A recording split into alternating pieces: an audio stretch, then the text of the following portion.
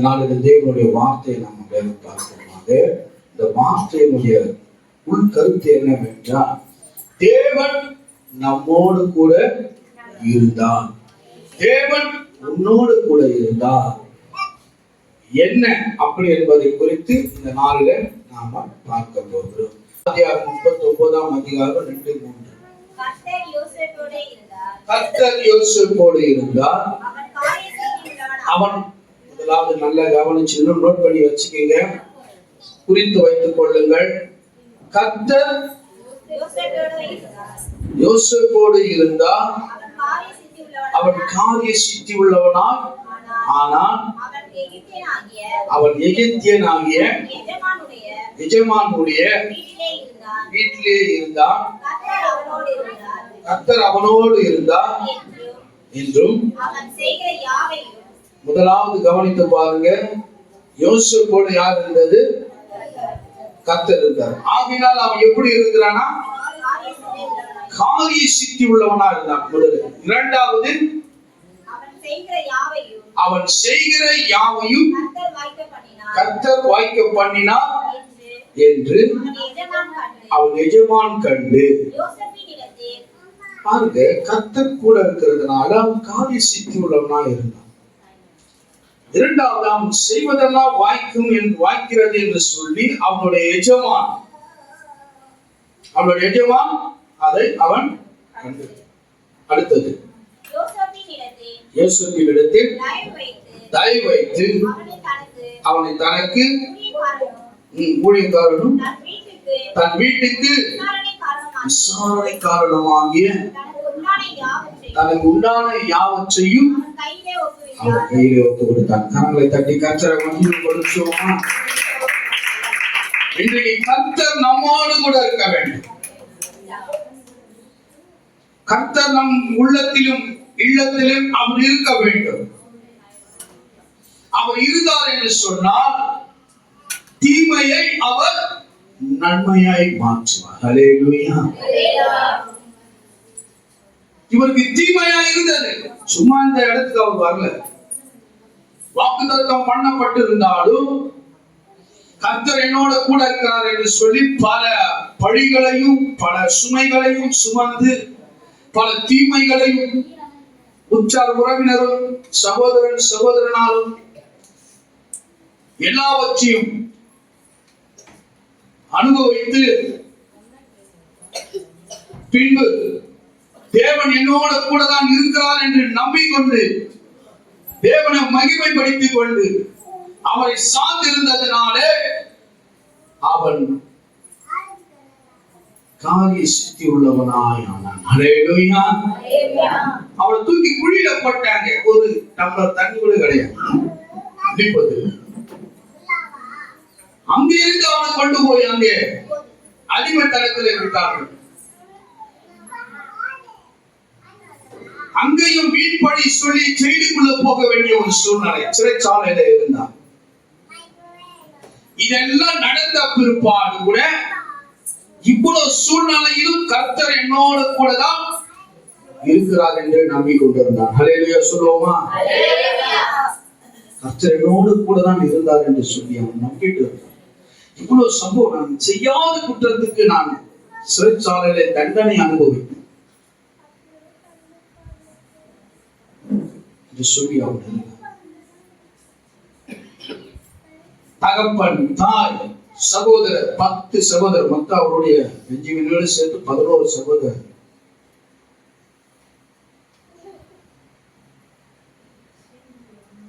யாருமே கூட இல்லை.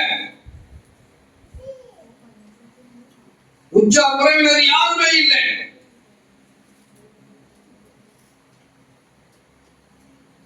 தேவன் ஒருவர் மாத்திரம் இல்லை. கரங்களை தட்டி கர்த்தரை மகிமைப்படுத்துவோம். தேவன் ஒருவர் மாத்திரம் இருந்தார். உன்னை தெரிந்து கொண்டவர் உன்னோடு கூட இருக்கிற வரைக்கும் உற்றார் உறவினர் சொந்தம் பந்தம் அதிகாரப்பூர்வமா யாரு இல்லாவிட்டாலும் கர்த்தர் உன்னோட இருந்தார். நீ காரிய சித்தி உள்ளவராய் இருப்பீர். ஹல்லேலூயா. அடுத்தமா பார்ப்பாங்க. அடுத்தவங்க பார்த்த உடனே என்ன யோசிக்க ஆரம்பிப்பார்கள்? கர்த்தர் இவரோட கூட இருக்கிறார். அதனால இவர் செய்யறதெல்லாம் வாய்க்கிறது. ஹல்லேலூயா. செய்யறதெல்லாம் வாய்க்கிறது. என்ன செய்ய நினைக்கிறான்னா அது வாய்க்குது என்று சொல்லி, இரண்டாவதாக அவன் செய்கிற காரியத்தை வாய்க்கு செய்கிறவராக, அவன் என்ன செய்யறாரோ அதை நடத்தி கொடுக்கிறவராக இருக்கிறார் இல்லையா? அதான் இங்க பார்க்கிறோம். 1 சாமுவேல் 16:18 வாசிக்கும் பொழுது இன்றைக்கு அநேகர் கேள்வி எழுப்புகிறார்கள். என்ன கேள்வி எழுப்புகிறார்கள் என்று சொன்னால், இயேசு எனக்கு என்ன செஞ்சிட்டார்? இன்னைக்கு அதிக சத்தம் வைத்திருக்கிறேன் தெரியுமா? எல்லா காதுகளிலும் கேட்க வேண்டும். இயேசு எனக்கு என்ன செஞ்சிட்டார்?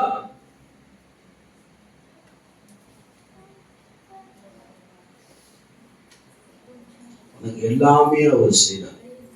உனக்காக அவர் சிலுவையில யாவையும் செய்து முடித்தார். ஹல்லேலூயா. உனக்காக யாவையும் சிலுவையில் அவர் செய்து முடித்தார். உனக்கு குடும்பத்தை கொடுத்தார், பிள்ளைகளை கொடுத்தார், நல்ல வேலையை கொடுத்தார், நல்ல வீடை கொடுத்தார். எல்லாத்தையும் கொடுத்த பொழுது நீ புத்திமானாய் நடந்து கொள்ளவில்லை, காலை சுத்தி உள்ளவனாய் நீ நடந்து கொள்ளவில்லை, கர்த்தரோடு கூட நீ இருக்கவில்லை, கர்த்தர் உன்னோடு இருக்கவில்லை. அடுத்தவர் வாசிப்போமாக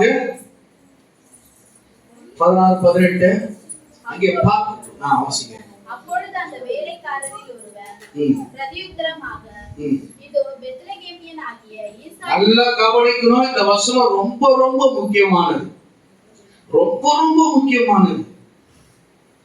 பெத்லகேமாகிய அவனுடைய வேலைக்காரர் யார்? சவுலுடைய வேலைக்காரில் ஒருவன், ஈசாயின் குமாரன் ஒருவனை கண்டிருக்கிறேன். அவன் வாசிப்பதில்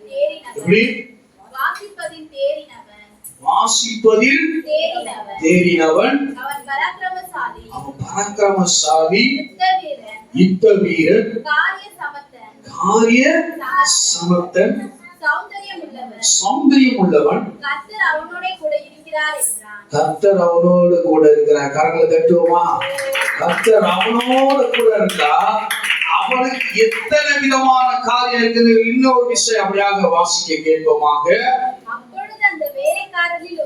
அப்பொழுது அந்த வேலைக்காரில் ஒருவன் பிரதியுத்தரமாக, இதோ பெத்லகேமில் ஈசாயின் குமாரன் ஒருவனை கண்டிருக்கிறேன். அவன் வாசிப்பதில் தேறினவன், அவன் பராக்கிரமசாலி, யுத்த வீரன், காரிய சமுத்திரன், சௌந்தரியம் உள்ளவன். கர்த்தர் அவனோடு கூட இருக்கிறார். ஹல்லேலூயா. இத்தனை காரியங்களும் ஒரு மனிதனுக்கு இருக்க வேண்டும் என்றால் கர்த்தர் கூட இருக்க வேண்டும். ஹல்லேலூயா. ஹல்லேலூயா. இன்றைக்கு கர்த்தர் நம்மோடு கூட இருந்தால் நாம் என்ன பண்ணுவோம்? கர்த்தரை குறித்து நன்றாய் பாடும். அவனை குறித்து பார்க்கும் பொழுது ஆடுகளை நன்றாய் மேய்க்கிறவன், பாடுகிறதுல தேறினவன், வாசிக்கிறதிலும் தேறினவன். அது மட்டும் அல்ல, அவன் தாமே யுத்தத்தில மிக சிறந்தவன். அது மட்டும் அல்லாமல் அவன் என்ன செய்கிறான் என்று சொன்னால், அரசராய் இருப்பதற்காக, ஆளுகை செய்வதற்காக, நாட்டை ஆளுவதற்கு, ஜனங்களை ஆளுவதற்காக மிகவும் தேறினவர், சிறப்பாக இருக்கிறவராகவும் இருக்கிறார் என்று வேதம் சொல்லுகிறது. அருமையானவர்களே, இன்றைக்கு குடும்பத்தை கொடுத்திருக்கிறார். கிறிஸ்து என்ன செய்தார் என்று சொல்ற, நீ என்ன செஞ்ச? நீ என்ன செஞ்ச? இப்படி ஒரு திறமை உள்ளவராக தேவன் நம்மோடு கூட இருந்தா, இப்படி ஒரு திறமை உள்ளவர்களாக இருக்க அதை பிரயோஜனப்படுத்தணும். இதே மாதிரிதான் தேவனாகிய கர்த்தர் சவுலுக்கு கொடுத்தார். அவன் தாறுமாறாக ஆகிட்டான். ஏனென்றால் அவன் புத்திமானாய் நடந்து கொள்ளவில்லை, காலை சித்தி உள்ளவனா இல்லை. சாமுவேல் வருவதற்கு முன்பதாகவே அவசரப்பட்டு இவரே பலி செலுத்த ஆரம்பித்தார். அந்த ஊழியக்காரன் வருவதற்கு முன்பதாகவே ஒரு காரிய சித்தி உள்ளவனா இல்ல, ஒரு புத்திமானாய் நடந்து கொள்ளவில்லை. அதனால குடும்பம் போச்சு, ராஜ்யம் போச்சு, பிள்ளைகள் போனா அவனும் போயிடுவான். கடைசியாய் அவன் ஜீவனை கூட மிஞ்சல. ஆனா தாவீது அப்படி கிடையாது. புத்திமானாய் நடந்து கர்த்தருடைய நாமத்துக்கு மகிமை உண்டாவதாக. 1 சாமுவேல் 18:14 வாசிக்கும் பொழுது அங்கே நீங்கள் வாசித்து பார்த்தீங்கன்னா, கர்த்தர் உன்னோடு கூட, கர்த்தர் நம்மோடு கூட இருக்கிறார், அறிந்து கொள்ள வேண்டும். வாரம் நம்ம சபைக்கு வருவது பெருசு அல்ல. நம்மை நாமே ஆராய்ந்து பார்க்க வேண்டும். கர்த்தர் நம்மோடு கூட இருக்கிறாரா? அவரை நம்மோடு கூட வைத்துக் கொள்வதற்கு என்ன? சரி, நம்மோடு கூட இருக்கிறார், நாம் வாரம் வருகிறோம். கர்த்தர் தருகிற காரியத்தை நாம் எவ்வளவு சிறப்பாக செய்கிறோம் என்பதை ஆராய்ந்து பார்க்க வேண்டும். பாருங்க, அவன் பாடுதல தேறினவன், வாசிப்பதில் மிகவும் சிறந்தவன். அது மட்டும் அல்ல, அவன் யுத்தம் பண்றதுல வல்லதா இருந்தான். கர்த்தரை பாடுவதிலும் அவன் தீவிரமாக இருந்தான்.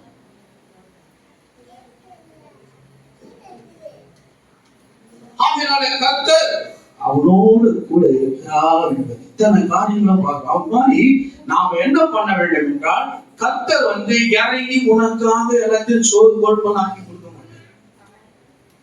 இதெல்லாம் நாம தான் செய்யறோம்.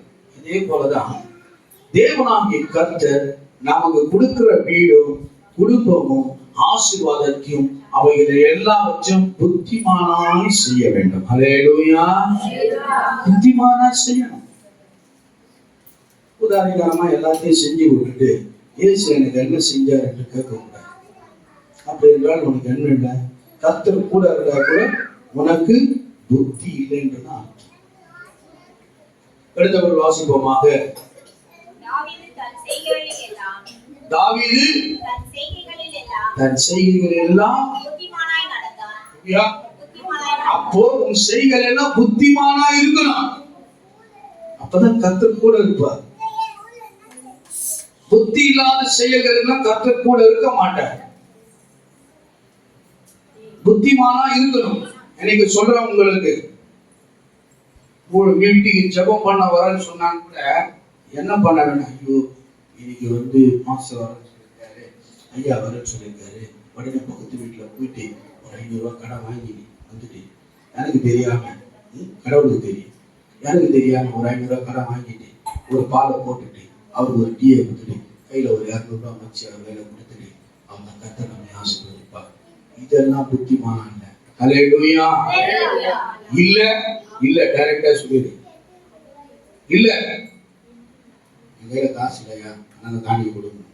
ஓகே, கர்த்தர் பாக்குறாரு, பிரச்சனை இல்லை. ஆனால் அதை சார்ந்து போயிட்டு அங்க போய் ஒரு 500 ரூபாய் கடை வாங்கிட்டு இந்த வருஷத்துல எண்டுல லாஸ்ட்ல சபைக்கு ஏதாவது கொடுக்கணுமே என்று சொல்லி நீ போய் ஒரு 5000 கடை வாங்கிட்டு அதுல உனக்கு உண்டானதோ இல்லை எடுத்துன்னு இங்க அதை காணிக்க கொடுத்துட்டு அதை வாங்கி நான் செஞ்சுல கர்த்தர் பெரிய ஆசீர்வாதத்தை கொடுப்பாரு. நினைக்காத, புத்திமானாய் நடந்து கொள்ள வேண்டும். ஹல்லேலூயா. ஹல்லேலூயா. சில நேரத்துல புத்தி நமக்கு தடுமாறும். ஐயோ கொண்டாரி ஒரு 500 ரூபாய் அந்த கடை கடை வாங்கி வந்துருவோம். செய்யாது. ஏன் அந்த வருஷம் இல்லை, நான் கொடுக்க முடியல, கர்த்தர் பார்க்கிறேன், சரி உனக்கு வருவாய் இல்லை, அதனால நான் கொடுக்க முடியல, கர்த்தருடைய ஆசீர்வதிப்பார். ஹல்லேலூயா. அதை விட்டு அவர் வந்துட்டாருன்னு சொல்லிட்டு அங்க எங்க கடன் வாங்கிட்டு அதை கொண்டு எங்க காணிக்கை கொடுத்துருக்கோம். அதை வச்சுட்டா நீ புத்திமானா நடந்துக்கிற நேரத்துல புத்தி இல்லாமல் நடந்து கொள்கிறோம்.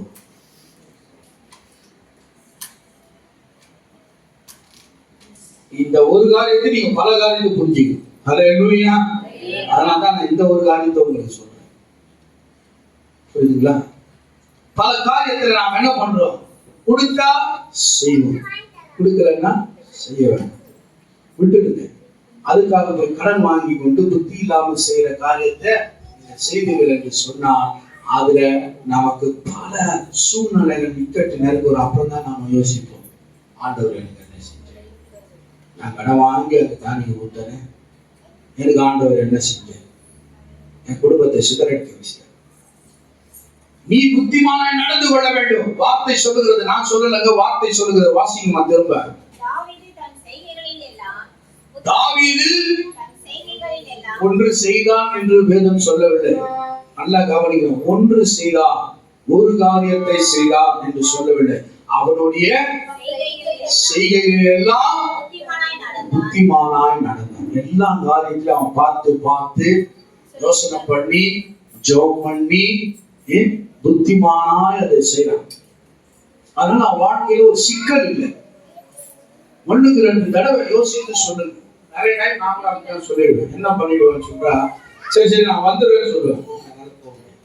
யோசிக்காம, சில நேரங்களை யோசிக்காம நான் வந்துடுறேன், நான் வந்து செஞ்சு கொடுத்துடுறேன் அப்படின்ட்டு அந்த போற டைம்ல தான் நமக்கு பெரிய கலக்கமே உண்டாயிடும். என்ன செய்யறது நமக்கு தெரியாது. அது மாதிரி யோசிக்காம செய்யறதுனால அவன் செய்யற காரியத்துல எல்லாத்தையும் என்ன பண்ணான், யோசிப்பான். ஒரு யுத்தத்துக்கு போனா கூட சரி, ஒரு சண்டை தான் அவன் வாழ்க்கையில ஃபுல்லா சண்டை தான், யுத்தம் ஃபுல்லா. ஏன்னா அரசனானதுனால அவனுக்கு நிறைய யுத்தத்துல அவன் கலந்து வேண்டியதான். அப்ப கூட சரி, அவன் புத்திமானா என்ன செய்வான் என்றால் கர்த்தர் இடத்துல ஜெபிப்பான். ஆண்டவரே, இந்த யுத்தத்துல போனா நான் ஜெயிப்பானா, நான் போவேனா. இன்னைக்கு நம்ம அந்த மாதிரிலாம் செய்யறதே இல்லை.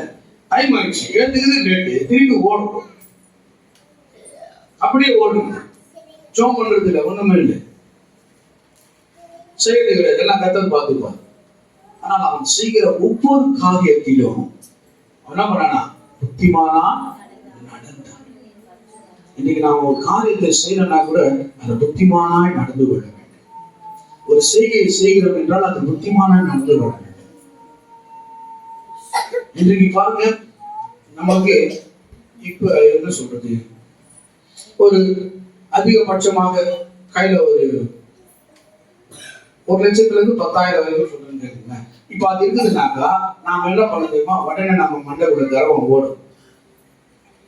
இங்க போலாமா, அங்க போலாமா, இதை வாங்கலாமா, அதை வாங்கலாமா, இதை செய்யலாமா, அதை செய்யலாமா அப்படின்ற எண்ணம் வரும். அது அடுத்தது, அது தீர்ந்த உடனே அடுத்தது உனக்கு வறட்சி வந்துடும். சாமி இந்த காசை வச்சுட்டு கம்முன்னு இருந்துருக்கலாம் போல, தேவையில்லாம இப்ப போய் இதை போய் வாங்கிட்டு வரேன். இப்ப நம்ம போய் யாரு போய் கேட்கறது,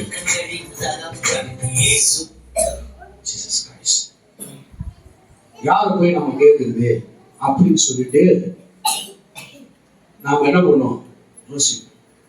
அது மாதிரி அல்லாமல் இருக்கிறதை கொண்டு சிறப்பா வாழ வேண்டும். அப்பொழுது அடுத்த கட்டம் உனக்கு வரும்போது அதை நீ சரி கட்டுவதற்காக இந்த தொகை உனக்கு சரியா இருக்கும். ஹல்லேலூயா, கர்த்தருடைய நாமத்துக்கு மகிமை உண்டாவதாக. ஆகையினால நாம் என்ன பண்ண வேண்டும், செய்கிற காரியத்தில் எல்லாவற்றிலும் என்ன பண்ண வேண்டுமா, புத்திமானா நடந்து கொள்ள வேண்டும். 10 ரூபாய்க்கு மேல 10 ரூபா இருந்தா அதை விரித்து ஆடு, உடனே ஒரு ட்ரெஸ் எடுக்குது, உடனே ஒரு பொருள், இந்த காரியத்தை செய்யவே கூடாது. அடுத்த டைம் போனா கூட வீட்டுல போய் கையேந்து நிக்க வேண்டியது வரும். அதை யோசித்து சிந்தித்து செயல்பட்டா நிச்சயமாகவே புத்திமானா நாம் நடந்து கொள்வோம். ஹல்லேலூயா, ஹல்லேலூயா. 2 சாமுவேலின் புத்தகம் 14-17 இன்னும் 2 வசனம் இருக்கு. மணி 11 தான். தேவனுடைய நாமத்துக்கு மகிமை. இதெல்லாம் உங்கள் வாழ்க்கைக்கு வழிகாட்டக்கூடியது. உங்கள் வாழ்க்கைக்கு இது வெளிச்சமாக இருக்கும். வேத வசனம் சொல்கிறது, உன் வசனம் என் கால்களுக்கு தீபமா இருக்கிறது. ஹல்லேலூயா. அதனால இந்த வசனம் அப்படி சொல்லும். இன்னைக்கு தார்மான செய்யக்கூடாது, இருக்கிற துணி போதும், பீரோவை மூட முடியாத அளவுக்கு, கதவை சாத்த முடியாத அளவுக்கு வச்சிருக்கேன், தேவையா? புத்திமானாய் நடந்து கொள்ள வேண்டும். ஹல்லேலூயா. கர்த்தருடைய பெரிதான கிருபை வழங்குவதா. சில பேருக்கு அதை செய்ய தெரியல. இன்னைக்கு ஊழியமானாலும் சரி, குடும்பமானாலும் சரி, புத்திமானாய் நடந்துக்க தெரியல. பணம் போன தூங்கல, உனக்கு கையில பணம் இருக்குதுன்னு சொல்லிட்டு உன் இஷ்டத்துக்கு நீ போயிட்ட, குடும்பத்தை விட்ட, பிள்ளைங்களை விட்ட. புத்திமானா நீ நடந்துக்காம செஞ்சுட்டு கடவுள் எனக்கு என்ன செஞ்சார் என்று சொல்ற. அடுத்தவர் வாசிப்போமாக. சங்கீதம் 23:4.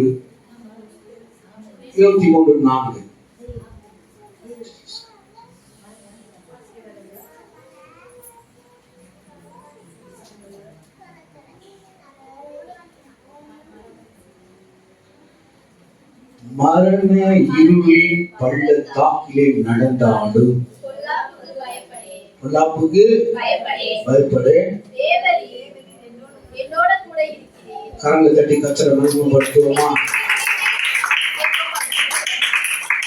இதுதாங்க புத்திசாலித்தனமான ஒரு காரியம். இதுதான் ஒரு புத்திசாலித்தனமான ஒரு காரியம்.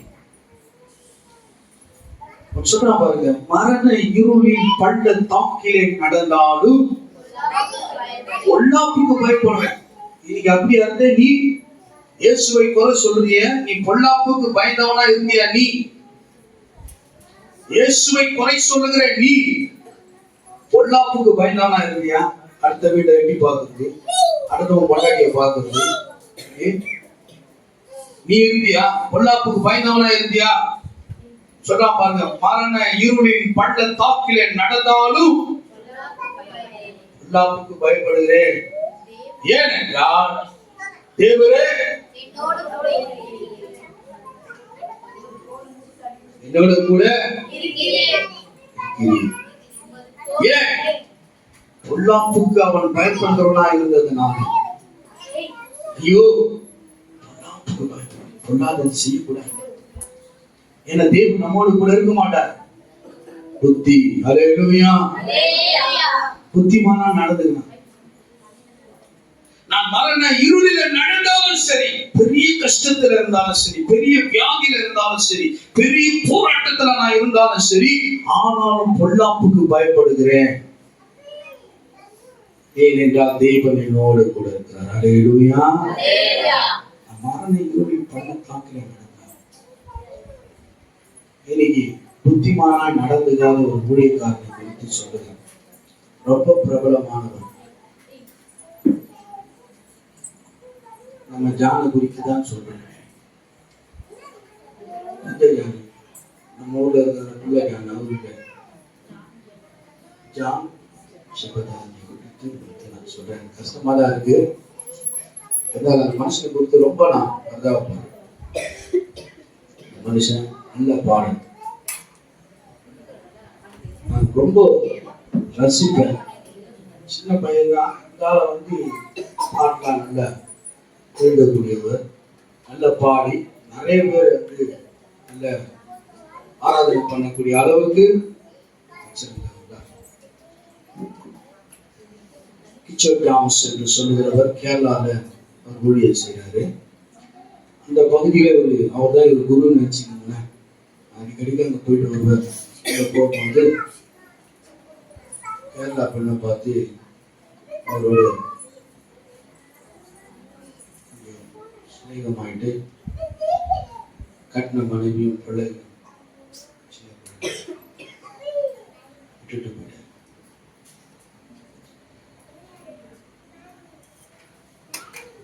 புத்திமானா இருந்தா இனி இதை செய்யக்கூடாது, இதில் நீ ஈடுபடக்கூடாது என்று சொல்லி வான் பண்ணிருக்கலாம். புத்திமானா இருந்தா அதை நீ தடை செய்திருக்கலாம். நிறைய பேர் அப்படி ஊழியத்தில் இருக்கிறவங்க பிசாசு வாலண்டியா செய்யக்கூடிய பல காரியங்களை இருக்கு.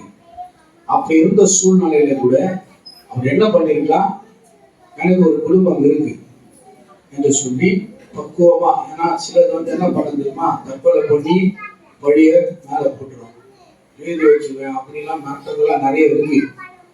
அதனால நாம என்ன செய்ய வேண்டும் என்று, அப்படி என்ன செய்துக்கலாம் என்று சொன்னா, அவர் தாமே இப்படி ஒரு காரியத்தை சொல்லி அந்த பெண்ணை என்ன பண்ணிக்கலாம், டைப் பண்ணிருக்கலாம், சொல்லிருக்கலாம். புத்திமானாய் நடந்துக்க தெரியும். இப்போ அந்த பெண்ணு அவன் மனைவியை விட்டுட்டாரு. சின்ன பொண்ணுப்பா, ஒரு சின்ன குழந்தை இருக்கு, 6 வயசு நினைக்கிறேன், 5-6 வயசு தான் இருக்கு அந்த பையனுக்கு. அந்த பையனை, ஒரு சின்ன பையனை விட்டு அந்த பெண்ணை விட்டுட்டு இப்போ அந்த கேரளாவில் பெண்ணோட கூட இருக்கிறார்கள் ஒரு தகவல்.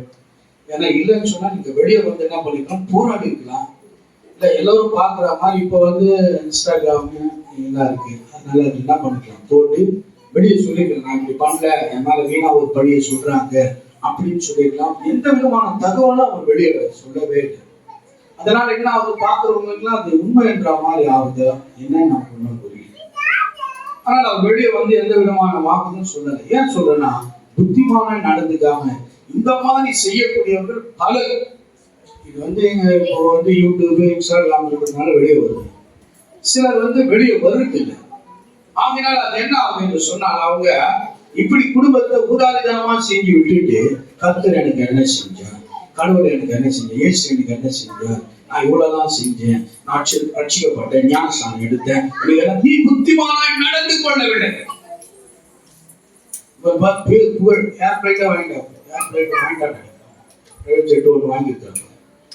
இந்த அளவுக்கு இருக்கிற இவருக்கு புத்திமான நடத்தி தெரியாம தன் குடும்பத்தை இப்படி விட்டுட்டு போயிட்டாருன்னு சொன்னா, நீங்க அநேகர் அந்த மாதிரி காரியத்துல அவங்க நாம ஈடுபட்டு செஞ்சுட்டு, கடவுளுக்கு எனக்கு என்ன செஞ்சா, ஏன் கடவுள் எனக்கு பண்ணினார் என்று சொன்னா, நீ புத்திமான நடக்கணும்.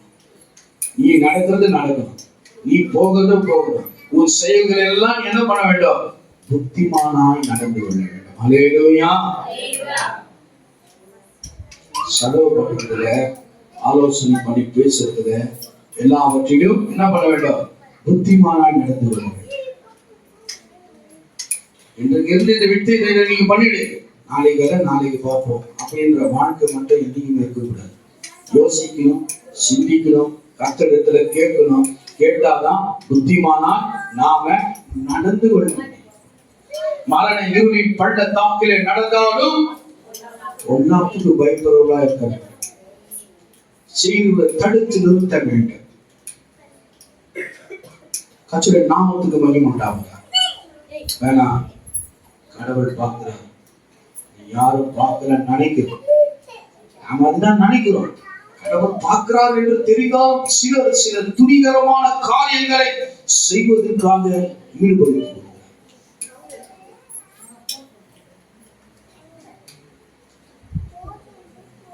புத்திமானாய் நடந்து வேண்டியாக. ஆதியாகமம் 26, 28, 29. தயவு செய்து அவர் குற்றப்படுத்துவதற்காக அல்ல.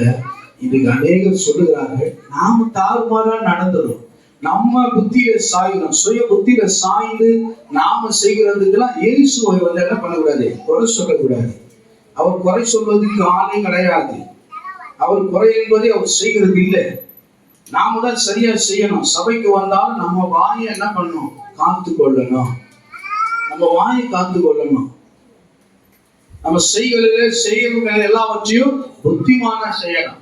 தாறுமாறா செஞ்சுட்டு இன்னைக்கு நான் பாரு கடத்தோடு இருக்கிறேன், இன்னைக்கு நான் வீடு வாசல் இல்லாம இருக்கிறேன், நான் குடும்பம் இல்லாம இருக்கிறேன், நான் வேலை இல்லாம இருக்கிறேன் என்று சொல்வதில் எந்த பிரயோஜனமும் இல்லை. காரணம் என்னவென்றால், நாம புத்திமானாய் நடந்து கொள்ளாததுதான். அல்லேலூயா. வாசிக்க கேட்போமாக. ஆதியாகமம் 26, 28, 29. அதற்கு அவர்கள், நிச்சயமாய் கர்த்தர் உம்மோடு கூட இருக்கிறார் என்று கண்டோ, ஆகையால் எங்களுக்கும் உமக்கும் ஒரு ஆணை ஏற்படுத்தி உண்டாக்க வேண்டும் என்று நிர்ணயம் பண்ணினோம். நாங்கள் உம்மை தொடாமல் நன்மையே உமக்கு செய்து சமாதானத்தோடு அனுப்பினோம். அனுப்பிவிட்டது போல நீரும் எங்களுக்கு தீங்கு செய்யாதபடி உம்மோடு கூட உடன்படிக்கை பண்ணும்படி வந்தோம் என்று சொன்னார். கர்த்தரால் ஆசீர்வதிக்கப்பட்டவர் நீ என்றார்கள். கர்த்தருடைய நாமத்துக்கு மகிமை உண்டாவதாக. அருமையானவர்களே, உம்முடைய செயல்கள் காரிய சமத்துவம் உள்ளவனாய் இருந்து புத்திமானாய் நடந்து கொண்டால் பார்க்கிற எல்லாரும் சொல்வார்கள், கர்த்தர் உன்னோடு கூட இருக்கிறார். அல்லேலூயா. அதுலதான் அறிந்து கொள்ள முடியும் கர்த்தர் உன்னோடு கூட இருக்கிறார். யார் எதை சொன்னாலும் எதை செய்தாலும், இப்ப பாருங்க, அந்த சபை நடக்கல. அந்த சபையில வந்து தாறுமாறாய் போச்சு. சினிமா பாட்டு பார்க்கலாம், உள்ள பூந்து கலைச்சு சொல்றது ஒண்ணும் புரியல, கஷ்டமா இருக்கு. பார்க்க முடியாது. கர்த்தருடைய பிள்ளைங்க இருந்த இடத்துல தேவையில்லாத ஆள்லாம் உள்ள வந்து சபையில இருக்கிற மக்கள் எல்லாம் தகவல் போய் எங்க போகுது ஏதா போகுதுன்னு தெரியாது. கஷ்டமா போச்சு. அப்ப கர்த்தர் கூட இல்ல. கர்த்தர் கூட இருந்தா அந்த சபை நடந்திருக்கும். ஹல்லேலூயா. கர்த்தர் கூட இல்லை. கூட இல்லாதனால சபை பூட்டப்பட்டு ஜஸ்டின் இந்தியா உள்ள போய் சரியாக ரொம்ப யூடியூப்ல பார்க்கும் பொழுது இன்ஸ்டாகிராம்ல பார்க்கும்போது ரொம்ப ஜோக் பண்ணுவாங்க. இப்ப இருக்கிற காலகட்டத்துக்கு எவ்வளவு ஜாக்கிரதையா நடந்து கொள்ளமோ அவ்வளவு ஜாக்கிரதையா நடந்து கொள்ள வேண்டாம். அதே போல பணமானாலும் சரி, பொருளாதாரமானாலும் சரி, எல்லாத்திலும் புத்திமானாய் நடந்து கொள்ள வேண்டும். ஆசை காட்டுவார்.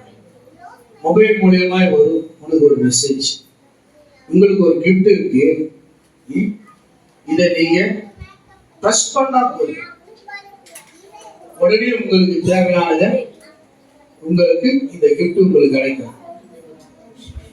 ஒரு விஷயம் என் சகோதரி இல்லையா, என் சகோதரி அப்படிதான் என்ன பண்ணிட்டாங்க.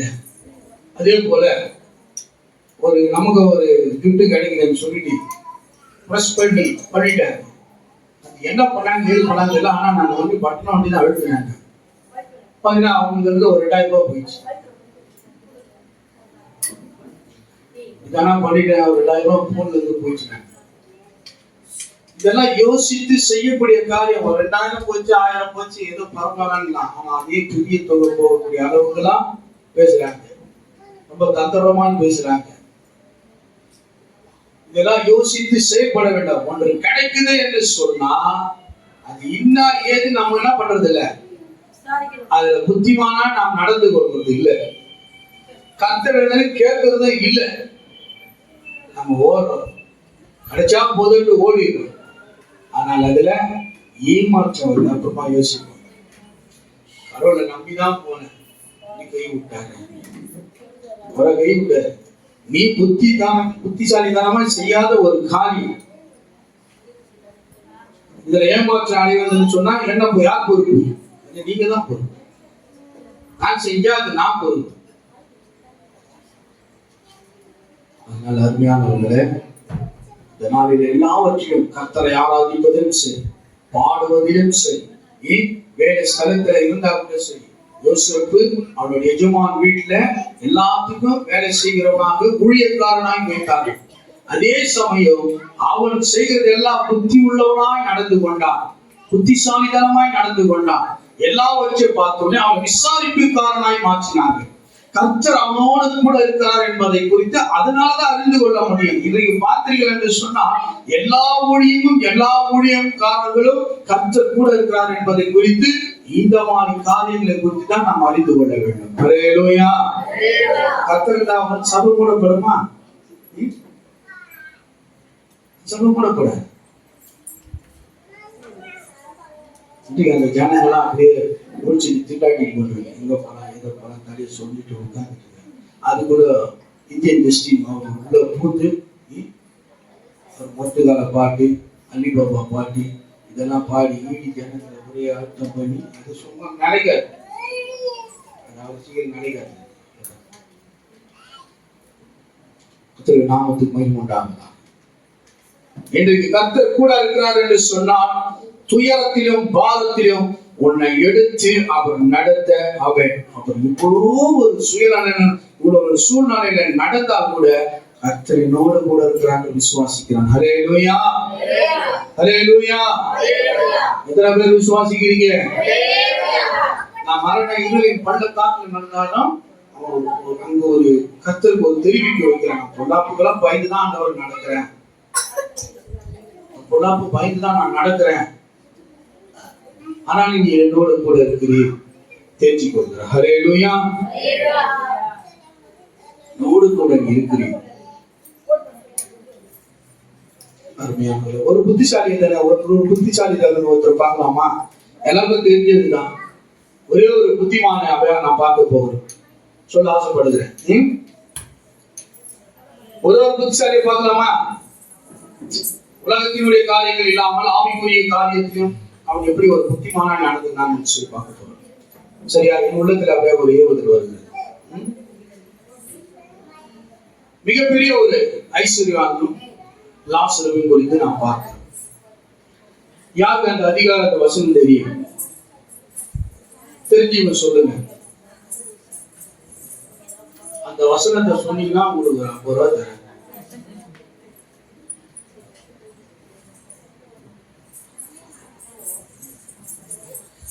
அருமையானவர்களே,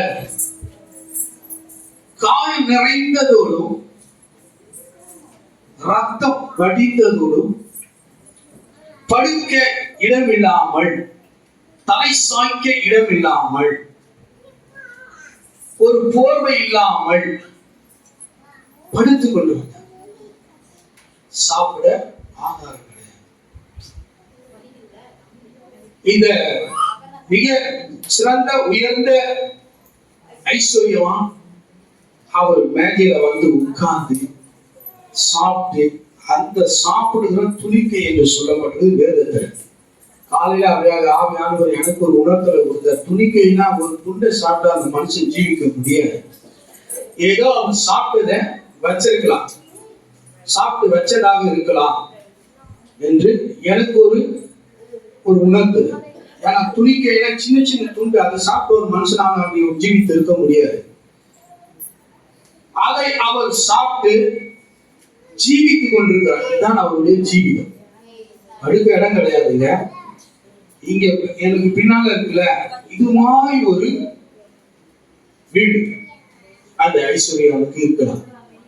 வாசல் அருகே அந்த லாசர் இருக்கிறார். அவருக்கு இவர் சாப்பிட்டு வைக்கிறது தான் அவருக்கு ஆகாரம். அது வைக்க வெயிட் பண்ணிட்டு. இப்ப இந்த பனி காலத்திலே நமக்கு இவ்வளவாக குளிர்ந்து நம்மளால முடியல. ஆனா அப்பெல்லாம் ஓபன் பிளஸ் தான், எல்லாமே என்ன இருக்கும், காலியா தான் இருக்கும். மலைகள் நிறைய இருக்கும். மலைகள் நிறைய இருந்தாலே பனி அதிகமா இருக்கும். இதை குறித்து ஒரு ஸ்கூல் அப்படியே தகர்த்தப்பட்டது, ஒரு மலை தகர்த்தப்பட்டது. அது வேற, நான் அப்புறமா சொல்றேன். அப்ப அந்த பனியில கூட அவன் படுத்து இருக்கும் போது ஒரு போர்வை கூட அவனுக்கு சரியா கிடையாது, ஆகாரம் சரியா கிடையாது. அவர் சாப்பிட்டு மிச்சம் வைக்கிற வரைக்கும் அவரு என்ன பண்ண வேண்டும், காத்திருக்க வேண்டும். சரீரத்துல அவருக்கு சுகம் கிடையாது. அதாவது என்னன்னாக்க தெளிவா நடக்க முடியாது. அவருக்கு இந்த ரத்தம் அடைஞ்சி அப்படி இருக்கிறது போல ஒரு காட்சி. அதை நீங்க சென்ட் ராக்ஸ் கார்னர்ல போனீங்கன்னா அதை வரைஞ்சி வச்சு பக்கத்துல ஒரு நாய் அந்த ரத்தத்தை போல ஒரு படம் வரைஞ்சி வச்சிருப்பாங்க. இந்த கார்னர்ல போய் பாத்தீங்கன்னா, அந்த சென்ட் ராக்ஸ் கார்னர்ல பாத்தீங்கன்னா அது வரைஞ்சி வச்சிருக்காங்க. இப்ப இருக்குதா என்னன்னு தெரியல, ஃபர்ஸ்ட் நான் பார்த்தேன், அது வரைஞ்சி வச்சிருக்காங்க அந்த இது பக்கத்துல. இந்த கார்னர்ல ரத்தம் வடிகிற மாதிரி அங்கு இந்த நாய்களோடு இந்த நாய்கள் கூட இருக்கும். திருப்பி அது இறங்கி போயிடும். கிடைக்கிறது இவரு தான் பத்தாது. இவரு அந்த நாய்களுக்கு வைக்க முடியாது, அதுக்கு கூட இருக்க முடியாது. இப்படியாப்பட்ட ஒரு சூழ்நிலையில இருந்தாலும் கூட கர்த்தரை விட்டு விலகாத பொல்லாப்பையும் அவன் அப்படியாக செய்யாம கர்த்தரையே நம்பி சார்ந்து வாழ்ந்து கொண்டிருந்தார். இந்த மனுஷன் சொல்லலாம், இயேசு எனக்கு என்ன செஞ்சார், இவரு கேள்வி எழுப்பலாம். மற்றவர் சாப்பிட்டு அவர் கொஞ்சம் கொடுக்கிறாரோ நிறைய வச்சுட்டு போறாரோ தெரியாது. அதை சாப்பிட்டு வீடு இல்லாத, வாசல் இல்லாத, சரியான போர்வை இல்லாம, பேச்சு துணைக்கு ஆள் இல்லாம அவர் வாசப்படியிலே படுத்து கொண்டிருந்த இந்த மனுஷன் கேட்கலாம், இயேசு கிறிஸ்து எனக்கு என்ன செஞ்சார், நான் அவரை நம்பி இருக்கிறேன் என்று சொன்னேன். ஆனால் அவர் ஒரு புத்திமான். ஹல்லேலூயா. கர்த்தரை கைவிட மாட்டார். ஹல்லேலூயா. நான் மரண இருளின் பள்ளத்தாக்கில் நடந்தாலும் பொல்லாப்புக்கு பயப்பட தேவன் என்னோடு கூட. ஹல்லேலூயா. அடைக்கிற அவர் வச்சுட்டு போற சாப்பாடை சாப்பிட்டாலும், தங்குறதுக்கு இடம் இல்லாமல், சரீரத்துல சரியான ஏதாவது சுகம் இல்லாவிட்டாலும் தேவனாகிய கர்த்தர் என்னோடு கூட இருக்கிறார் என்றார். அதே சமயம் அவர் ஜீவன் பிரிஞ்சது, அவரெல்லாம் மடியில அவருக்கு இடம் கிடைத்தது. கரங்களை தட்டி கர்த்தரை மகிமைப்படுத்துவோமாக. இதுதாங்க ஒரு புத்திமான். இந்த புத்திமான் இல்லாதவங்க என்ன பண்றான்? பொண்ணு பின்னாடியும் பணம் பின்னாடியும் போயிட்டு தன் ஜீவனை, தன் குடும்பத்தை, தன் சபையை எல்லாவற்றையும் இழக்க சூழ்நிலையில் இருக்கிறது. புத்திமானாய் நடந்துக தெரியல. ஆவியான ஒரு வழி நடத்தல. கர்த்தர் கூட இல்லை. கர்த்தர் கூட இருந்தா நிச்சயமா நீ என்ன பண்ணுவ? திரும்பி வரும். தாவீது கூட திரும்பி வந்தான். பேதுரு கர்த்தரை மறுதலித்தான், ஆனால் திரும்பி வந்தான். கர்த்தருடைய நாமத்துக்கு மகிமை உண்டாவது. ஏன்? கர்த்தர் கூட இருக்கிற ஆகினாதான் அவன் திரும்பி வந்தான். மறுதலித்தான், திரும்பி வந்தான். அப்போஸ்தலர் புத்தகத்துல அவன் பிரசங்கம் பண்ணா 3000 பேர் ரட்சிக்கப்பட்டார்கள். ஹல்லேலூயா.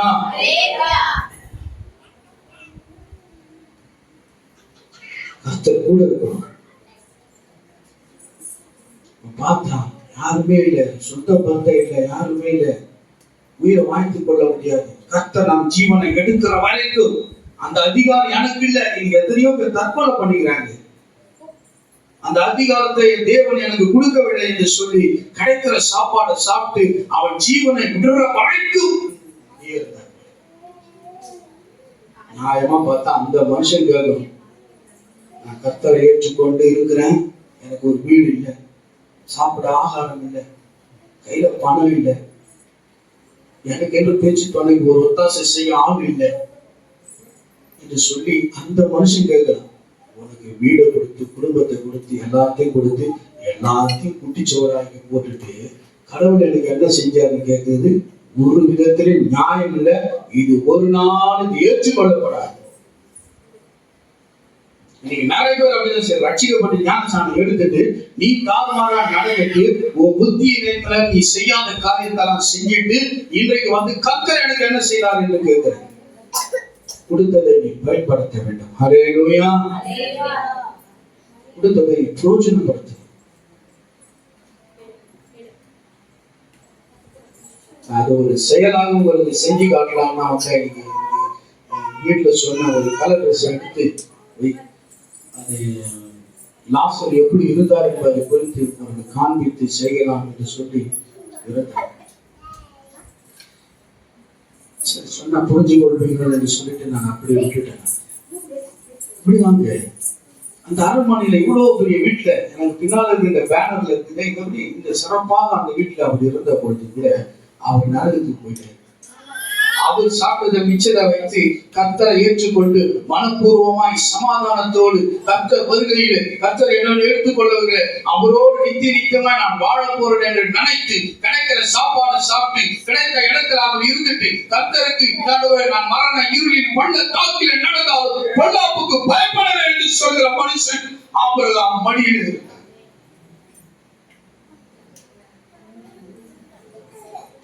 அநேகர் கர்த்தரை பார்த்து கேள்வி கேட்கிறாங்க, என்னை ஏன் இப்படி வச்சிருக்கிறேன், என்னை ஏன் இப்படி வச்சிருக்கிறேன், என்னை எதுக்காக இப்படி வச்சிருக்கிறேன் என்று கேள்வி எழுப்புறீங்க. எல்லாம் ஒரு நோக்கத்தோடு தான். உனக்கு கொடுத்ததை நீ நிச்சயமாகவே அதை அனுபவித்து பரலோகத்துக்கு செல்வதற்காகவே. ஹல்லேலூயா. அவருக்கு சித்தமானால் அதை மாற்றும்.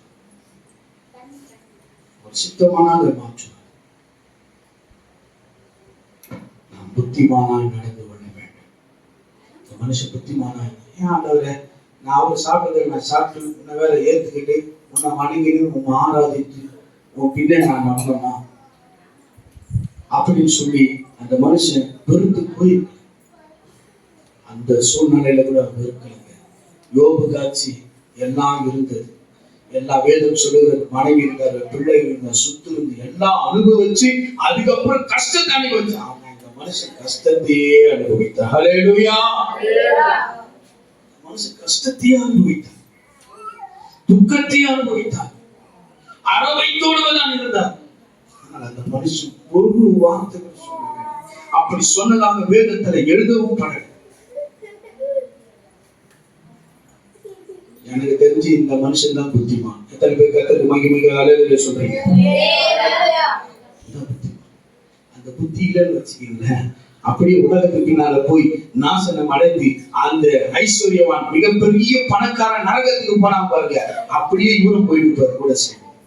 இவருக்கு புத்தி இருந்தது, புத்திமானால் நடந்து கொண்டார். நீங்களும் அப்படியே செய்வீர்கள் என்று உங்களை நம்பி ஸ்தோத்தரிக்கிறேன். கர்த்தருடைய நாமத்துக்கு மகிமை உண்டாவதாக. ஆகினாலே நீங்க செய்கிற எல்லாம் கர்த்தர் வாய்க்க செய்வார். கர்த்தருடன் கூட இருங்க. எதற்கும் எந்த நாளிலும் கர்த்தரை விட்டு விலகாம இருங்க. எந்த சூழ்நிலை இப்ப பார்த்த வசனத்துல எல்லாம் பாத்தீங்கன்னா எல்லா கஷ்டத்தையும் பொல்லாப்பும் தீமையும் வேதனை அனுபவித்தார்கள். ஆனால் கர்த்தர் அவர்கள் எல்லாரையும் உயர்த்தினார். ஹல்லேலூயா, ஹல்லேலூயா. எல்லா சூழ்நிலையும் அவர் கூட இருந்தார். மரண இருளின் பள்ளத்தாக்கா இருந்தாலும் கூட தேவரே என்னோடு கூட இருக்கிறார். ஹல்லேலூயா. அவர் கூட இருக்கிறார், தேர்ச்சிக்கிறார். பாருங்க, அந்த இருள் நடந்தாலும் மரண இருள் வந்தாலும் கூட அவர் தேர்ச்சிக்கிறார். கர்த்தர் என்னோடு கூட இருக்கிறார், கர்த்தர் என்னோடு கூட இருக்கிறார். அவர் என்னை உயர்த்துவார். நான் மரண இருளின் பள்ளத்தாக்கிலே நடந்தாலும் தேவரே நீ என்னோடு கூட இருக்கிறீர், நிச்சயமாக என்னை விடுவிப்பீர், என்னை உயர்ந்த அடைக்கலத்துல வைப்பீர், என்னை கைவிட மாட்டீர் என்று சொல்லி அவன் கண்களை மூடி கர்த்தரை நாம் நோக்கி அவன் அவரை ஸ்தோத்தரிப்போமாக. ஆமென். ஹல்லேலூயா. ஓ மகே, ஸ்தோத்திரம் ஸ்தோத்திரம் ஸ்தோத்திரம் ஸ்தோத்திரம் ஸ்தோத்திரம் ஸ்தோத்திரம் ஸ்தோத்திரம் ஸ்தோத்திரம் ஸ்தோத்திரம் ராஜா. ஆமென். ஆண்டவரே, இந்த நாளில் அப்படியே நீ உயர்த்துவீர் என நம்ம நம்பி ஸ்தோத்தரிக்கிறோம், நம்பி துதிக்கிறோம், நம்பி ஆராதிக்கிறோம் ராஜா. ஆமென். ஆண்டவரே, உமக்கே குணாகுடி ஸ்தோத்திரம். தொடர்ந்து எங்களை ஆசீர்வதித்து வழிநடத்துங்க தேவரே. நாங்கள் செய்கிற காரியத்தை இனி புத்திமானாய் நடந்து கொள்ள கர்த்தர் எங்களுக்கு உதவி செய்கிறார். ஆண்டவரே, நாங்கள் செய்கிற காரியங்கள் எல்லாம் நீ வாய்க்க செய்கிறாக தேவரே. நீர் எங்களோடு கூட இருக்கிறாங்க. ஆமென். ஆண்டவரே, பெரிய காரியங்களை செய்ய இயேசுவின் நாமத்தினால் நாம் ஜெபிக்கிறோம். ஜீவனுள்ள நல்ல பிதாவே. கர்த்தராகிய இயேசு கிறிஸ்துவின் கிருபையும் பிதாவாகிய தேவனும் பரிசுத்த ஆவியானவரின் அன்பும் ஐக்கியமும் சதா காலங்கள் தொடர்ந்து காப்பாராக. ஆமென். என் ஆத்துமாவே கர்த்தரை ஸ்தோத்திரி, என் முழுவதுமே பரிசுத்த நாமத்தை ஸ்தோத்திரி. என் ஆத்துமாவே கர்த்தரை ஸ்தோத்திரி, கர்த்தர் செய்த சகல உபகாரங்களை என்றும். ஹல்லேலூயா, ஹல்லேலூயா, ஹல்லேலூயா. அவருக்கு ஸ்தோத்திரம், எல்லாருக்கும் ஸ்தோத்திரம்.